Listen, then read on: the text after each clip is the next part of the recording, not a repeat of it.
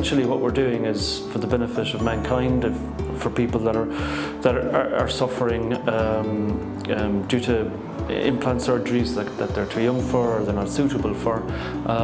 So it's making people's lives better. I think I have a passion in showing that engineering isn't just cars and engines and men in hard hats on a building site. It's a lot more than that. And I think that's exactly what TOKA is doing. It's revolutionising medicine, which is often a part of engineering that people forget about. One of the best things about what we do, and I guess the environment we're working in, is we're all really part of what we're doing together. For me, for TOKA, it's the fact that we're bringing the best of all the technologies that we've got out there to help in a surgical scenario. It's bringing the best of what we've got in the world today, in the software, the technology, and applying it to humans and helping them. And I think it's been long overdue.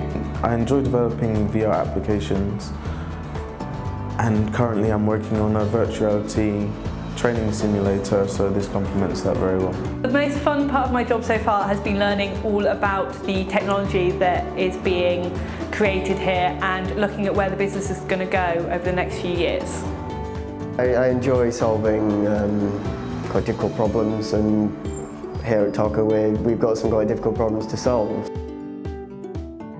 TOKA hits the sweet spot for me between academia and industry, because I've been in both, and I find academia can just get a bit too academic, and industry can be a bit too much about the bottom line. And this is somewhere in between. We're breaking new ground.